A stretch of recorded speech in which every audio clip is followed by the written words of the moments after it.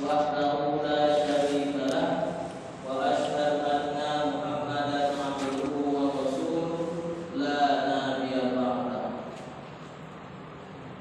Allahumma shalli wa sallim wa barik ala sayyidina Muhammad wa ala alihi wa sahbihi ajma'in.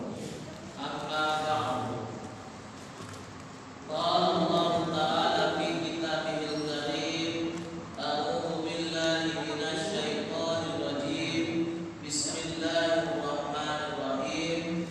Qalu subhanaka la ilma lana illa ma 'allamtana innaka antal alimul hakim. Rabbi shrah li sadri wa yassir li amri wahlul 'uqdatam min lisani yafqahu qawli. Jamaah yang dirahmati oleh Allah Subhanahu wa taala, alhamdulillah Allah masih memberikan kita kesehatan, sehingga dengan kesehatan yang diberikan oleh Allah kepada kita bisa berhadir di masjid yang kita cintai ini untuk mengikuti kegiatan mengaji yang insyaallah saudara sekalian diadakan di masjid ini. Nabi Muhammad sallallahu alaihi wasallam bersabda, "Talabul ilmi fardhatun ala kulli muslim." Yang artinya menuntut ilmu itu wajib bagi setiap muslim, baik itu laki-laki maupun perempuan. Ilmu yang dimaksud Rasulullah di dalam hadis ini bukan matematika, bukan fisika, bukan biologi, bukan bahasa Inggris, akan tetapi yang dimaksud oleh Rasulullah adalah ilmu agama. Dijelaskan di dalam kitab Sulamut Taufik bahwasanya tiga ilmu agama yang wajib segera diketahui oleh setiap muslim. Apa itu? Yang pertama, ilmu tauhid. Kenapa? Supaya kita umat Islam tidak mudah rusak akidah. Yang kedua apa? Ilmu fikih. Kenapa? Karena dengan ilmu fikih kita tahu bagaimana tata cara berwudu, kita tahu bagaimana tata cara mandi wajib, kita tahu bagaimana tata cara sholat dan ibadah-ibadah lainnya. Baru yang ketiga, ilmu akhlak atau dikenal juga dengan ilmu tasawuf. Mengapa demikian? Supaya kita bisa berakhlak. Kalau tidak bisa sempurna mengikuti akhlak Rasulullah, minimal kita mengalah besar. Bisa kita mengalah kepada akhlak yang telah dicontohkan oleh Rasulullah sallallahu alaihi wasallam. Maka bersyukurlah kita kepada Allah karena hari ini kita mau datang ke majelis ilmu, karena sesungguhnya kita telah menjalankan apa yang telah disampaikan oleh Rasulullah sallallahu alaihi wasallam. Siapa yang mempermudah langkahnya menuju majelis-majelis ilmu untuk menuntut ilmu, maka Allah mempermudah jalannya untuk masuk ke surganya Allah. Salawat berkaitan salam mari kita hadiahkan kepada Nabi besar Muhammad sallallahu alaihi wasallam. Allahumma shalli wa sallim wa barik alaihi. Semoga kita semua termasuk orang-orang yang akan mendapatkan syafaat beliau di yaumil akhir kelak. Amin ya rabbal alamin. Yang saya hormati Ketua BKM Masjid An-Nur Bang Zulfi, yang saya hormati Ustaz Hafiz yang tadi saya jadi katanya sedang menjenguk ayah Arham Sinaga yang sedang sakit. Kalau tak salah saya dirawat di rumah sakit daerah Pidi. Mudah-mudahan Allah angkat segala penyakit dari ayah Anda Arham Sinaga. Dan yang saya muliakan para jamaah sekalian yang tidak bisa saya sebutkan namanya satu persatu. Semoga malam ini Allah berikan kita keberkahan, utama keberkahan dan ilmu yang akan kita pelajari malam ini. Jamaah yang dirahmati oleh Allah Subhanahu wa taala, pertemuan yang lalu kita telah membahas tentang tata cara masuk WC atau masuk kamar mandi.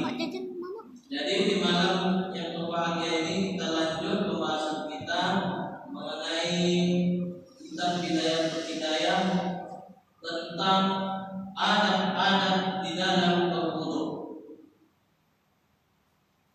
Kata Imam Al-Ghazali, fa idza faragta minal istinja'i fala tatrukis siwaka. Yang artinya apabila kamu sudah selesai dari beristinja, maka jangan kamu tinggalkan siwak atau gosok gigi, sikat gigi. Selesai kita beristinja, jangan kita tinggalkan bersiwak. Bersiwak ini sangat disunnahkan oleh Rasulullah Sallallahu Alaihi Wasallam.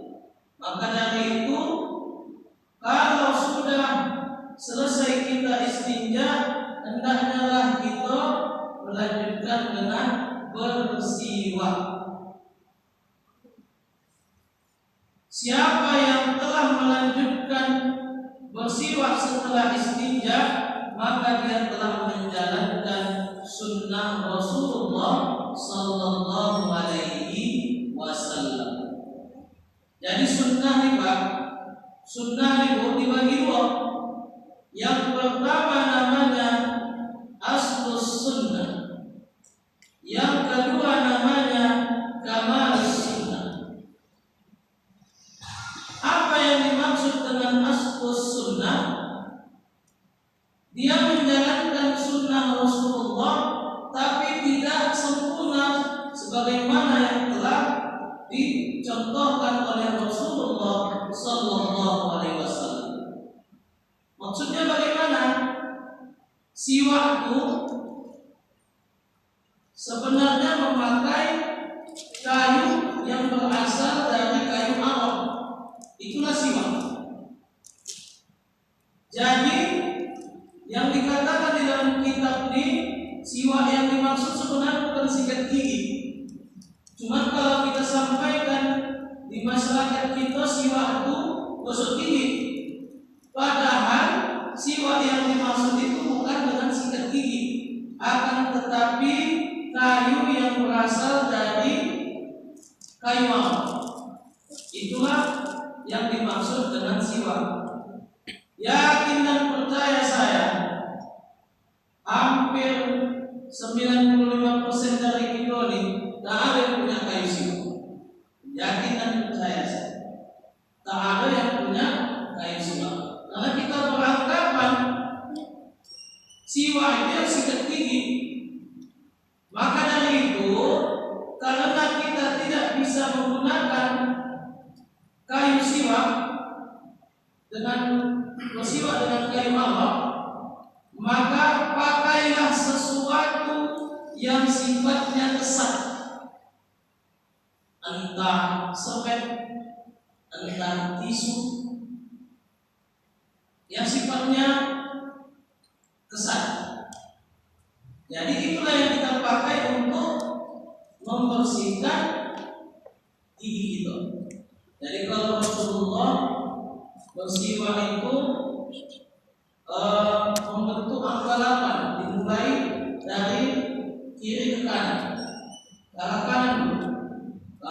siwak ke arah kanan, membentuk angka 8. Nah, inilah posisinya ketika Rasulullah bersiwak.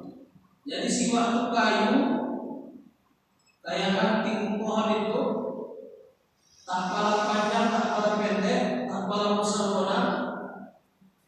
Nah, itu lagi membentuk angka 8 begini. Habis itu baru dijulurkan ke lidah kita bagian dalam. Begitulah cara Rasulullah Sallallahu Alaihi Wasallam bersiwak.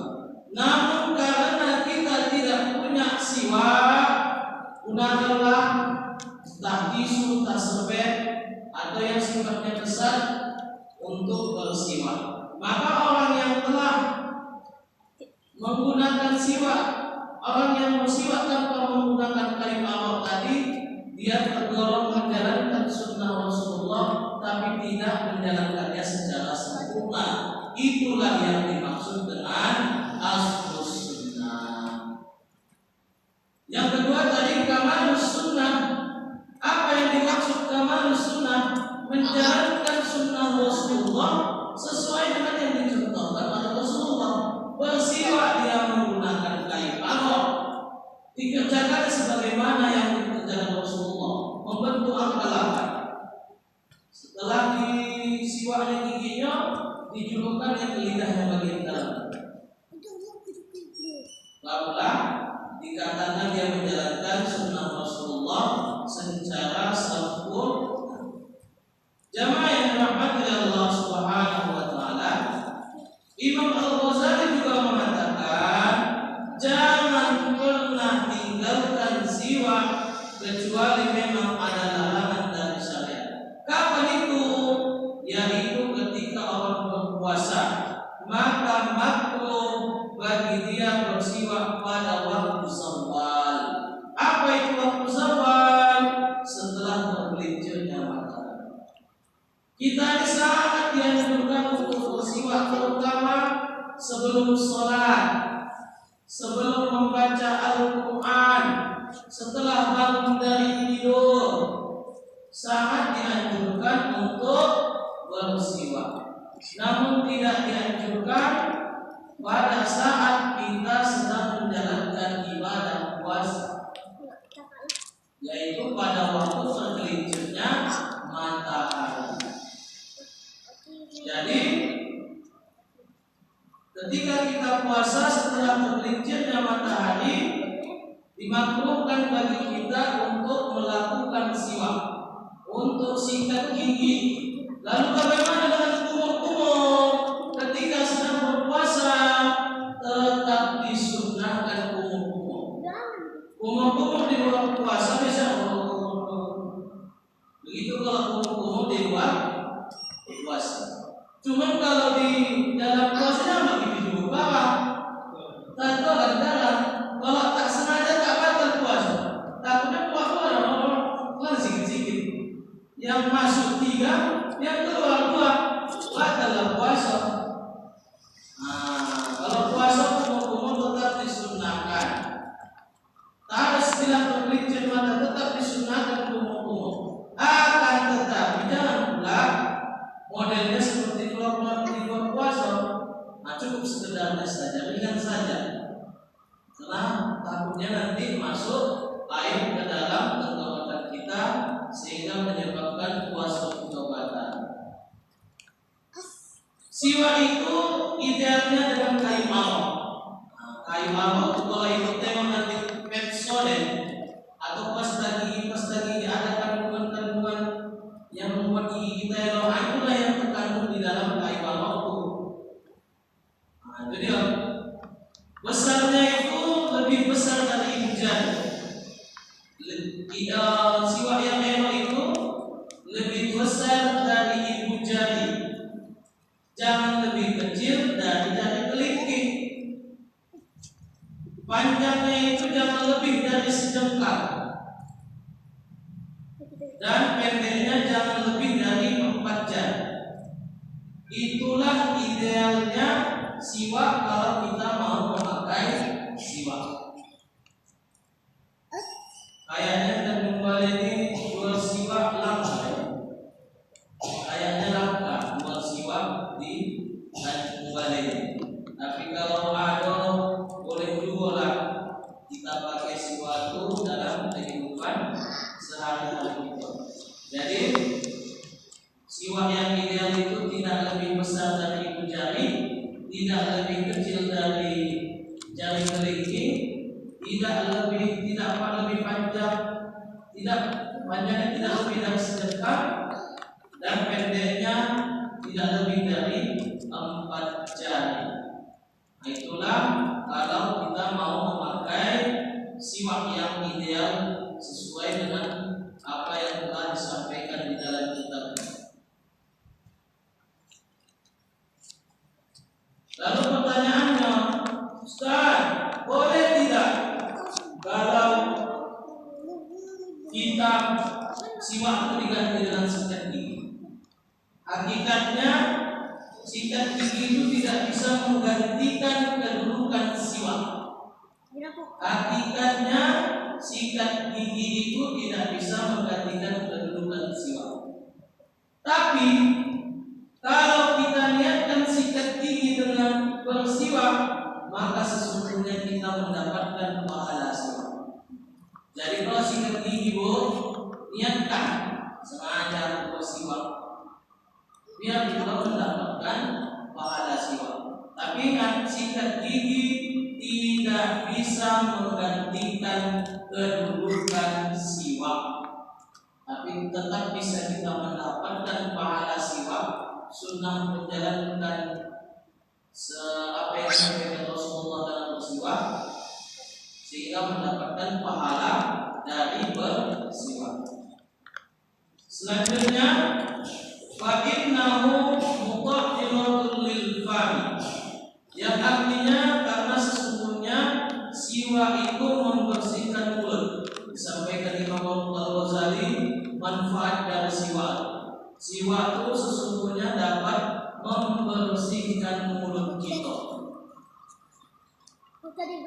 Wa ma'datul lirabbi, dan menjadikan kita mendapat ridha Allah Subhanahu wa ta'ala. Jadi siwak bisa mendatangkan keridhaan Allah Subhanahu wa ta'ala. Bagi kita yang payah-payah menghafal, cobalah sebelum menghafal itu pakai siwak. Kalau tak ada siwak, pakai sikat gigi. Karena salah satu keutamaan memakai sikat gigi atau pakai siwak ialah kita mudah menghafal sesuatu, apalagi menghafal Al-Quran. Wa musqitatul lisyaitani, yang artinya dan membuat marah syaitan. Kalau nampak syaitan kita bersiwak, marah dia. Tak suka dia melihat kita memakai siwak. Dan sudah kita bahas pertemuan yang lalu bahwasanya setan itu suka botol-botol, sehingga salah satu tempatnya adalah kamar mandi. Tentu dia pun tidak ingin kalau kita dalam keadaan bersih gigi. Dia lebih senang kalau gigi kita itu dalam keadaan yang kotor. Itu makanya kalau kita bersiwak, setan itu marah. Jadi kalau dendam begitu sama setan, sering-seringlah kita bersiwak. Bilang, marah setan. Udah kau aja aku buat manusia sama bersiwak. Malah setan, dia tak senang melihat kita kalau bersiwak.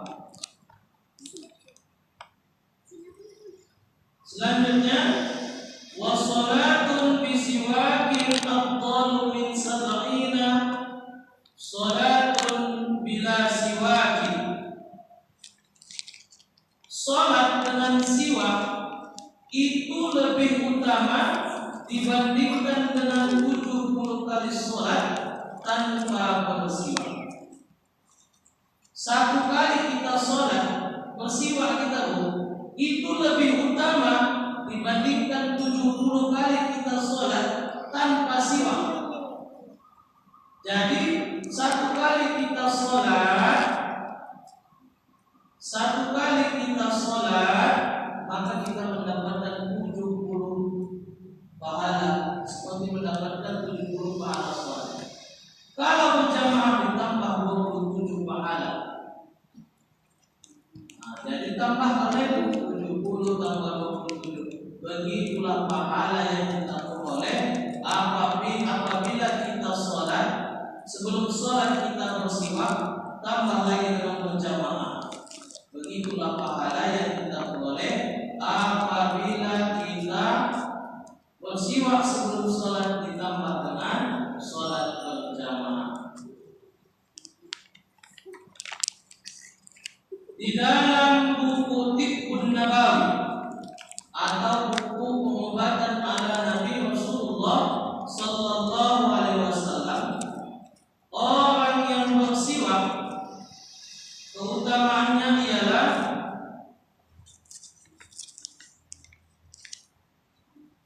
disukai oleh Allah Subhanahu wa taala dan para malaikat yang mencatat amal, dapat menguatkan gusi, menghilangkan lendir pada mulut dan tenggorokan, menyegarkan nafas, mengeluarkan cairan yang tidak bermanfaat, dan menguatkan mata dan menghilangkan bau mulut. Ingat saya kata-kata yang saya dulu sebelum meninggal ayah saya. Orang yang giginya kuat, matanya sehat.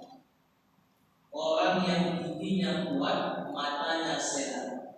Sedangkan orang yang giginya tak kuat, matanya ini,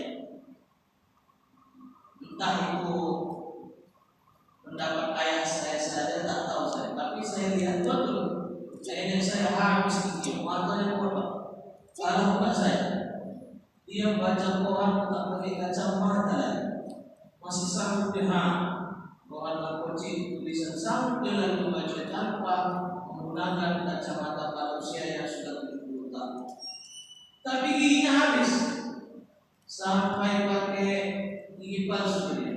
Jadi sekali bola yang mahal saja ada gigi. Begitulah gigi palsu. Tak boleh dia jatuh gigi palsu. Saya tak kuat Pak, tapi mata saya tidak ada mata pula begini. Jadi entah ini hanya mitos atau tidak, Allah a'lam. Tapi berdasarkan apa yang disampaikan oleh Rasulullah di dalam buku Tibbun Nabawi ini betul menguatkan mata. Jadi kalau pada kenyataan di lapangan nanti bisa Bapak cek sendirilah, betul tidak? Orang yang giginya kuat, elok, matanya macam mana? Kita lanjut.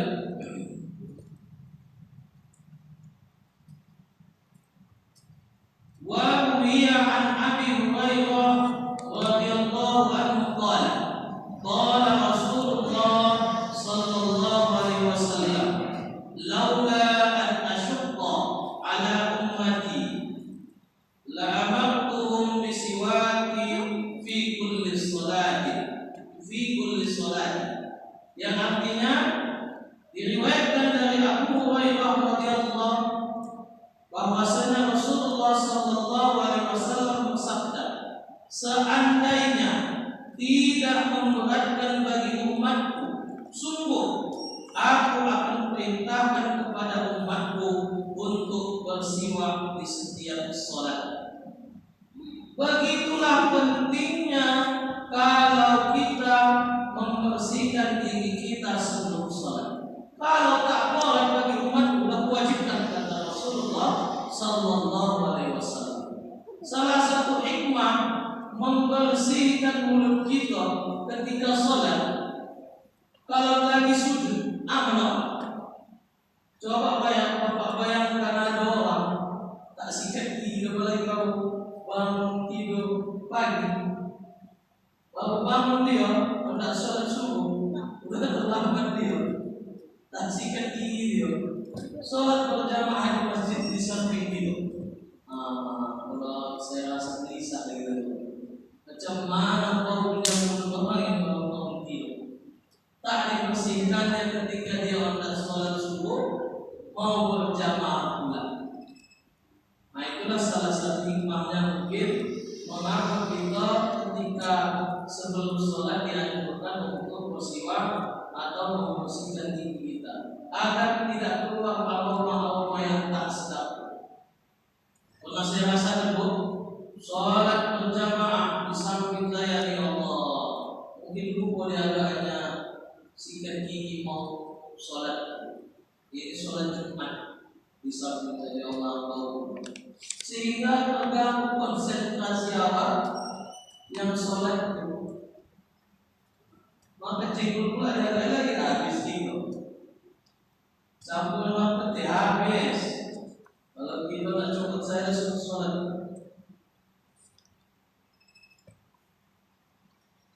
Wa anhu sallallahu alaihi wasallam umirtu bis-siwaki hatta khashitu an yaktuba alayya.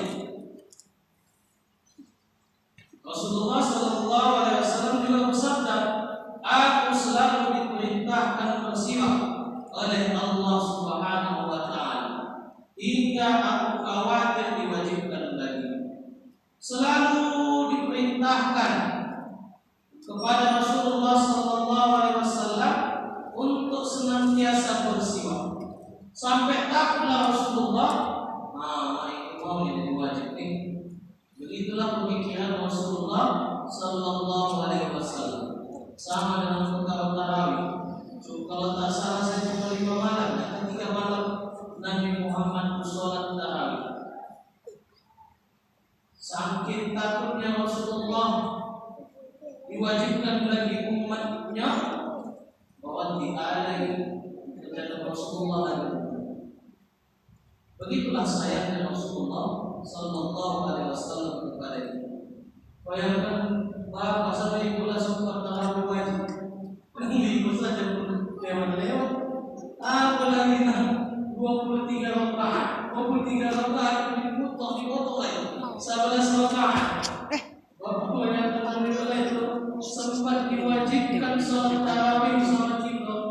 Mau laganya batu kodoan itu. Nah wajib saja pada kodoannya. Apalagi ikut sholat tarawih sempat diwajibkan kalau mau saya lebih. ثم majlis lil wudu'i mustaqbilal qiblah. Lalu duduklah untuk wudhu dengan menghadap ke kiblat. Nah ini dia.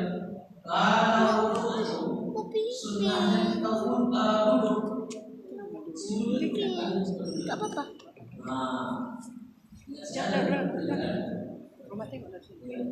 Sunnahnya kalau kita berwudhu duduk. Begitulah sunnahnya. Memang saya praktekkan pula kalau duduk dia enak pula awak mengangkat kaki diposisikan apalagi makin menjadi enak duduk kalau kita berwudhu. Jadi sunnahnya berwudhu menghadap ke kiblat. Ala mawdi'i murtafi'i, di tempat duduk yang lebih tinggi. Tempat duduknya harus lebih tinggi. Kenapa? Supaya air tadi tidak memancing kepada kita. Sopan duduk di lantai itu, tak bahasa kita semua. Kaina yusibaka rasyas, agar tidak terkena percikan-percikan air. Jadi setelah kita duduk tadi, waktu dan berdoalah. Bismillahirrahmanirrahim, dengan menyebut nama Allah yang Maha Pengasih lagi Maha Penyayang. Mengawali setiap aktivitas kita jangan lupa dengan mengucapkan kalimat Bismillahirrahmanirrahim. Dengan mengawali kalimat Bismillah dalam setiap pekerjaan kita menunjukkan kalau kita itu memang benar hamba Allah yang selalu membutuhkan Allah Subhanahu wa taala. Semua kita dibutuhkan kepada Allah Subhanahu wa taala. Maka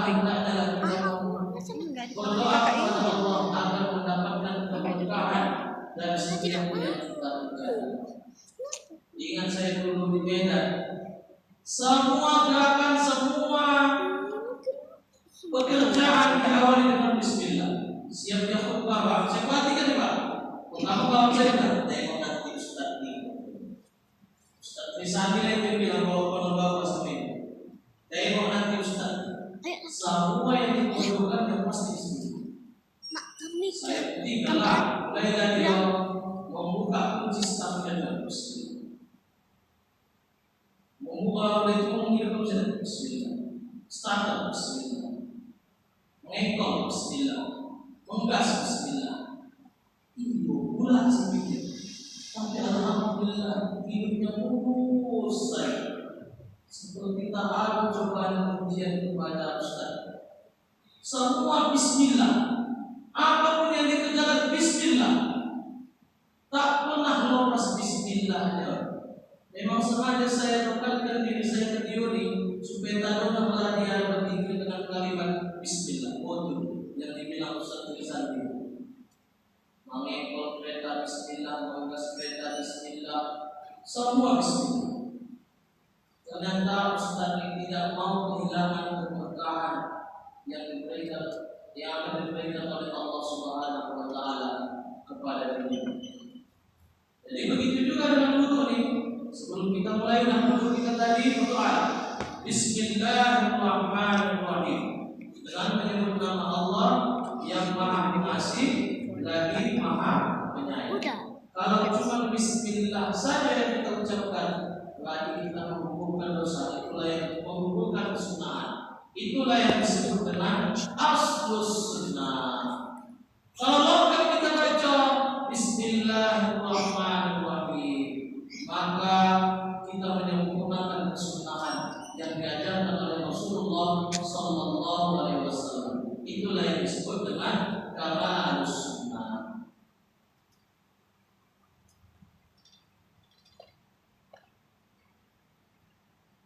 Mengapa kita harus mengawali segala aktivitas dengan kalimat Bismillah? Nanti Bapak Ibu tengok kitab-kitab ulama itu selalu diawali dengan Bismillah. Mengapa demikian? Pertama, mengikuti Al-Quran. Al-Quran itu dibuka dengan kalimat Bismillah, yaitu dalam surah Al-Fatihah. Maka disebut dengan kumpul. Al-Quran itu dibuka dengan kalimat Bismillahirrahmanirrahim. Makanya dalam kehidupan kita awali segala aktivitas kita itu dengan kalimat Bismillahirrahmanirrahim. Yang kedua, mengikuti sunnah Rasulullah Sallallahu Alaihi Wasallam. Rasulullah Sallallahu Alaihi Wasallam bersabda, "Kullu amrin dzi balin la yubda'u fihi Bismillahirrahmanirrahim abda, wa huwa abda." Setiap pekerjaan yang tidak diawali dengan membaca Bismillahirrahmanirrahim, maka terputus keberkahan. Hidup itu yang perlu kita cari berkahnya, yang perlu kita cari berkahnya. Gajiku, kalau kita dapat berkahnya yang kita cari. Apa yang dimaksud dengan berkah ini? Sedikit dia, tapi bisa sama-sama merasakan. Sedikit dia, tapi bertambah kebaikan. Kalau ada ibu tengok melimpah ruah kekayaan, besar rumahmu, megah mobilmu, tapi selalu dirundung masalah, hidupnya tak pernah puas, kekurangan saja, maka itulah orang yang jauh dari keberkahan Allah Subhanahu wa Ta'ala. Tak pernah yang puas kok. Udah ada mobil Honda yang lain, udah ada satu bini Honda yang lain, tak pernah berkah. Padahal dengan bini satu saya tak bisa bisa. Anda dulu bapak, saya dulu saya. Ya Pak, ayo bertobat. Jadi hidup ini yang dicari keberkahannya, tak usah kalau berkah datang, insya Allah cukup sama. Dulu saya menikah aku. Saya dulu mengajar di pesantren gajinya cuma 500.000.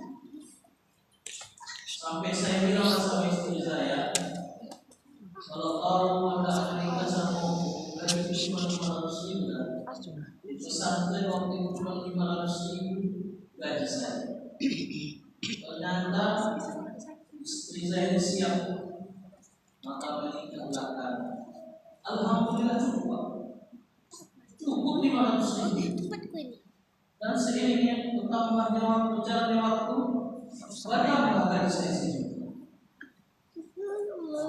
Seiring bertambahnya waktu dan bulan istri. Bertambah kebaikan dari apa yang telah kita peroleh. Jadi jangan kepala bingung orang bapak sama ibu kalau tak sesuai harapan gaji yang kita peroleh misalnya. Insya Allah kalau kita bersyukur kepada Allah, keberkahan itu pasti akan mendatangkan yang sedikit tadi bisa mendatangkan kebaikan bagi semuanya. Jadi Bismillah itu dan sedang bisa menjadi sebab datangnya keberkahan atas setiap pekerjaan yang kita peroleh. Ada di depan rumah tua saya, bojonya sama, tapi makan dulu ya. Tak pernah saya tengok tak makan apa. Sekolah juga ya. Tak pernah tak sekolah. Berjalan dulu ya saya tengok. Padahal kerjaan orang tuanya selamatkan. Tapi alhamdulillah Allah jamin rezeki bagi kita semua. Ta'ala rezeki yang tidak manusia, tidak ada makhluk Allah yang tidak dari Allah. Tinggal kita bagaimana cara mendekatkan diri kepada Allah Subhanahu wa Ta'ala. Lalu doanya Rabbi a'udzu bika min hamazati syayatin. Ya Tuhanku, aku berlindung kepadamu dari godaan-godaan syaitan. Wa a'udzu bika Rabbi an yahdurun. Dan aku berlindung kepadamu ya Tuhanku dari setan yang hadir. Kemudian setelah kita berdoa tadi, tsumma ghsil yadaka thalathan. Barulah kita basuh kedua tangan kita 3 kali. Setelah tadi duduk, kita baca bismillah, kita baca doa yang telah dibaca tadi, barulah kita membasuh tangan kita 2 kali. Mencuci tangan itu pada dasarnya hukumnya sunnah di saat seseorang yakin tangannya suci atau diduganya tangannya itu najis, maka hukumnya sunnah. Namun jika yakin tangannya bernajis, maka membasuh tangan dengan cara dicelupkan tidak ada masalah dan hukumnya sunnah jika airnya banyak. Air banyak ini lebih dari 216 liter. Ada bak bosan, yakin kita tangan kita itu najis, maka kita celupkan tangan kita ke bak itu, hukumnya tetap sunnah. Kenapa? Karena airnya lebih dari 216 liter atau disebut dengan lebih dari 20. Tapi kalau kurang dari 20, wajib bagi kita untuk mencuci tangan tadi, membasuh tangan tadi di 2 wadah. Kalau dulu orang pakai kendi tak ada kayu, di merek kalau kendinya untuk mencuci tangan kita. Terutama kalau bangun dari tidur, jangan langsung masuk tangan kita di wadah air.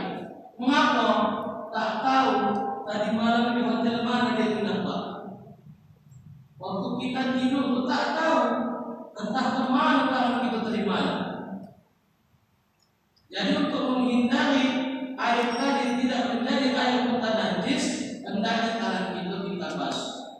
Jangan langsung dimasukkan ke dalam wadah air yang kurang dari 2 bulan.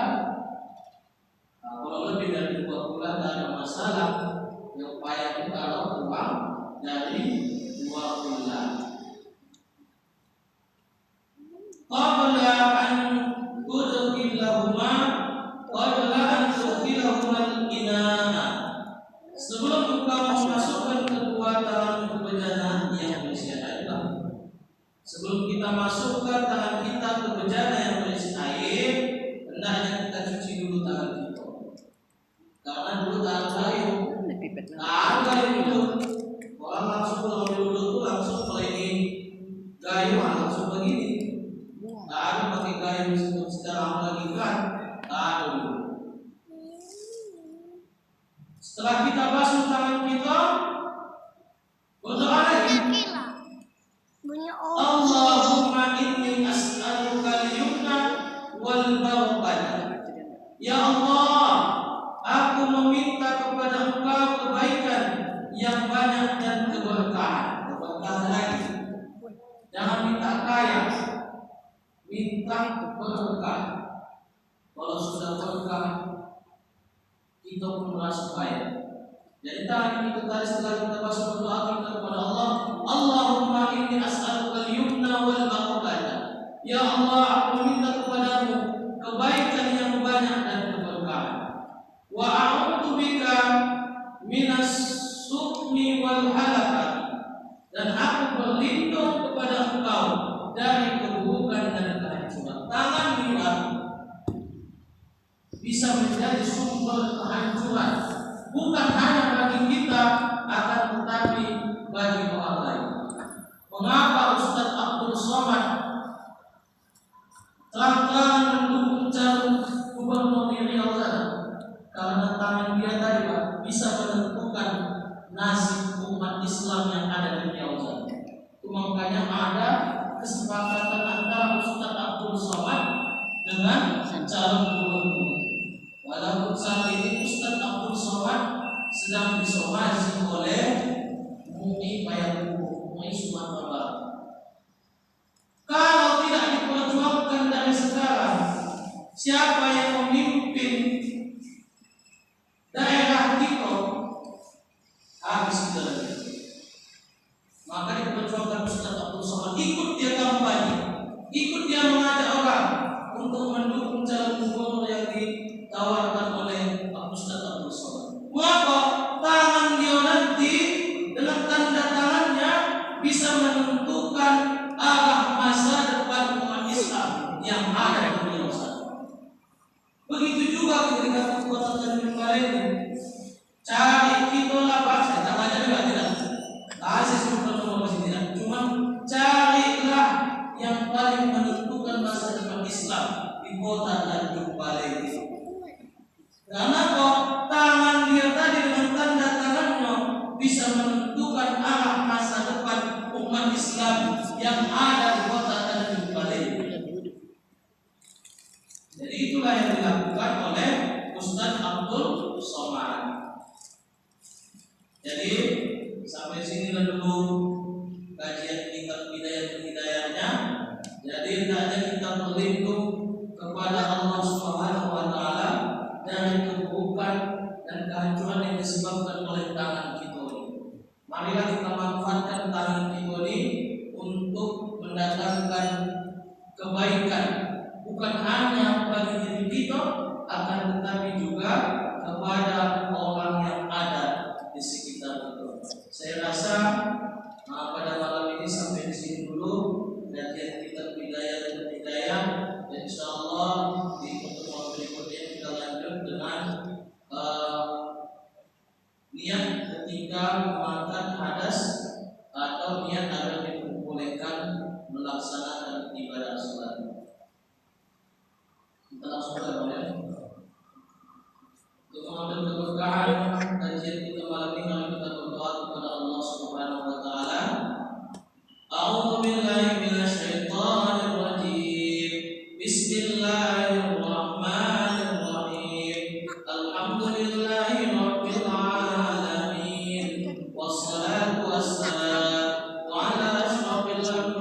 الأنبياء والمرسلين وعلى آله وصحبه أجمعين.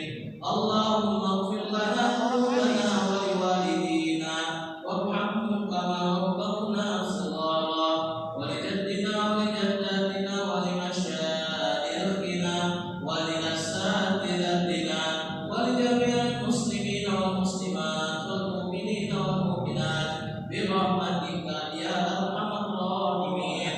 اللهم فقهنا في الدين وعلمنا التأويل. اللهم إنا نسألك فهم النبيين وحفظ المرسلين وإلحاح الملائكة المقربين. اللهم أغننا بالعلم وزينا بالعلم وأكرمنا بالتقوى وجملنا بالعافية برحمتك يا أرحم الراحمين. ربنا تقبل منا إنك أنت السميع العليم وتب علينا يا الله إنك أنت التواب الرحيم. ربنا ظلمنا أنفسنا وإن لم تغفر لنا وترحمنا لنكونن من الخاسرين. ربنا آتنا في الدنيا حسنة وفي الآخرة حسنة وقنا عذاب النار. وصلى الله وسلم عليه